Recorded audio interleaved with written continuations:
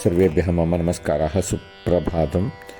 अद्य रघुवंशमहाकाव्ये पञ्चमे सर्गे 55तमं श्लोकं पश्यामः। सम्मोचितः सत्त्ववता त्वयाहं शापाच्चिरप्रार्थितदर्शनेन प्रतिप्रियं चेद्भवतो न कुर्यां व्रता हि मे स्यात् स्वपदोपलब्धिः। इदानीं प्रतिपदार्थं पश्यामः। सम्मोचितः सम्यक् मोचितः मोक्षं प्रापितः सत्त्ववता बलवता त्वया अहं शापात् गजशरीरात् चिरप्रार्थितदर्शनेन चिरं प्रार्थितं दर्शनं यस्य तेन प्रतिप्रियं प्रत्युपकारं चेत् भवतः त्वया न कुर्यां न कृतवान् चेत् व्रता हि मे स्यात् मे स्वपदोपलब्धिः।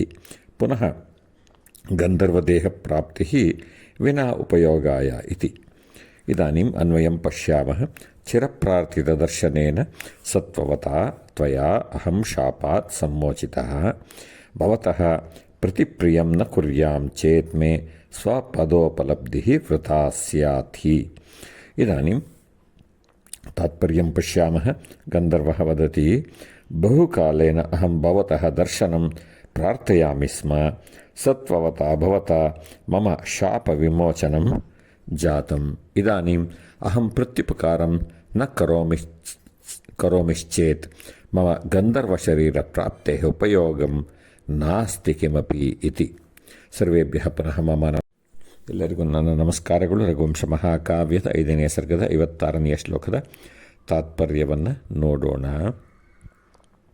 ಸೇನಾ ಶಿಬಿರವನ್ನು ಧ್ವಂಸ ಮಾಡಿಕೊಂಡು ಧಾವಿಸಿ ಬರುತ್ತಿರುವಂತಹ ಆನೆಗೆ ಅಜನು ಆನೆಯನ್ನು ಕೊಲ್ಲುವುದಕ್ಕಲ್ಲ, ಅದನ್ನು ಹಿಂತಿರುಗಿಸುವುದಕ್ಕೆ ಬಾಣಪ್ರಯೋಗವನ್ನು ಮಾಡಿದ. ಒಂದು ಲೋಹಾಗ್ರದ ಬಾಣದಿಂದ ಬಾಣವು ಹಣೆಯ ಮೇಲೆ ನೆಟ್ಟಿತು, ಆನೆಯ ಹಣೆಯ ಮೇಲೆ ನೆಟ್ಟಿತು. ಆಗ ಆನೆಯ ರೂಪವು ಹೋಗಿ ಗಂಧರ್ವ ರೂಪವು ಬಂದಿತು. ಆ ಗಂಧರ್ವನು ತನ್ನ ಪರಿಚಯವನ್ನು ಮಾಡಿಕೊಂಡ. ನಾನು ಪ್ರಿಯದರ್ಶನ ಎಂಬ ಗಂಧರ್ವರಾಜನ ಮಗ ಪ್ರಿಯಂವದ ಎಂದು. ನಂತರ ಶಾಪ ವೃತ್ತಾಂತವನ್ನು ಹೇಳಿದ. ನನ್ನ ಅಹಂಕಾರ ಕಾರಣದಿಂದಾಗಿ ಮತಂಗ ಮಹರ್ಷಿಗಳು ನನಗೆ ಶಾಪವನ್ನು ಕೊಟ್ಟರೂ ಗಜರೂಪವು ಬಂದಿತು. ನಾನು ಮತ್ತೆ ಪ್ರಾರ್ಥನೆ ಮಾಡಿಕೊಳ್ಳಲಾಗಿ ಅವರು, ಇಕ್ಷ್ವಾಕು ವಂಶದ ರಾಜನೊಬ್ಬ ಅಜ ಎಂದು ಬರುತ್ತಾನೆ, ಅವನು ನಿನ್ನ ಮೇಲೆ ಲೋಹಾಗ್ರದ ಬಾಣದಿಂದ ನಿನಗೆ ಹೊಡೆದಾಗ ನಿನಗೆ ಮತ್ತೆ ಗಂಧರ್ವ ರೂಪವು ಬರುತ್ತೆ ಅಂತ ಹೇಳಿದರು. ಈಗ ಗಂಧರ್ವನು ಹೇಳ್ತಾ ಇದ್ದಾನೆ, ಬಹಳಷ್ಟು ವರ್ಷಗಳಿಂದ ನಾನು ನಿನಗೋಸ್ಕರ ಕಾಯ್ತಾ ಇದ್ದೆ ಶಾಪ ವಿಮೋಚನೆಗಾಗಿ. ಈಗ ನೀನು ಬಂದದ್ದೀಯ, ನನಗೆ ಲೋಹಾಗ್ರದ ಬಾಣದಿಂದ ಹೊಡೆದಿದ್ದೀಯ, ನನಗೆ ಶಾಪ ವಿಮೋಚನೆ ಆಯಿತು, ಮತ್ತು ಗಂಧರ್ವ ರೂಪವು ಬಂದಿತು.